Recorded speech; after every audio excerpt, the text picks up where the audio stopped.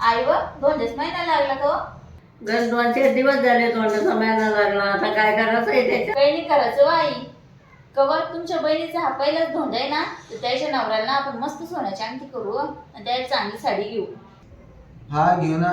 माझ्यापाशी लय मोठे पैसे आहेत. खरंच करू आपण. मी दररोज कामाला जातो ना, मस्त घेऊ आपण एक सोन्याची अंगठी घेऊ, मस्त साडी घेऊ चांगली. काय बोल राहिले बाप्पा तुम्ही. तुम्हाला घ्यायची असेल तर घ्या, नाही तर नका घेऊ. पण असं आडवं उभं तर नका बोलू ना. तो कुठं आडवा बोलला? ते बी बसूनच बोलून राहिला ना. आई व तुम्ही तर शांतच बसा. तुम्ही तर अजिबात नादात बोलू नका. कधी पण त्याला काही बोलायला गेलं ना ते सल्लाम तर तीच बोलणार नाही. असंच आडवं उभं बोलत राहील आणि तुम्ही तर त्याची बाजूच घेत राहता. दुसरं खोटं तेच खरे.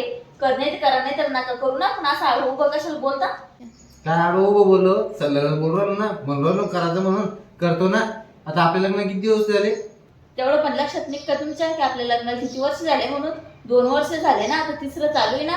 हे कसं लक्षात राहत नाही तुमचं? भांडण्याचं म्हणलं, आडोदडो बोलायचं म्हणलं, हे बरोबर लक्षात राहतो. त्याच्या आहे लक्षात, म्हणजे तुझ्या लक्षात आहे का? लग्न झाल्यापासून सनी आता त्याचा पहिला तोंडा आला ना. ते कसं राहील माझ्या लक्षात? ते नाही ना तिच्या लक्षात. ते आपल्या नवरा परत धोंडा आला म्हणून, आपलं परत धोंडा आला म्हणून ते ना तिच्या लक्षात. आता लावण्याचा भावाला करायला सोन्याच्या अंगठीने एक चांगली साडी घे ना, 5-6 हजाराची लावणा करायला.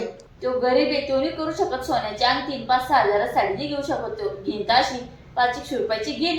एवढा हेवीच आहे तुमच्या सारखा. हो ना, माझ्यासारखं नाही ना. माझ्या हेच झाड आहे पैशाचं, हलवले पैसेच पडते. ते कसं आहे बाळा, आपलं ठोवा झाकून आणि दुसऱ्याचं पहा वाकून.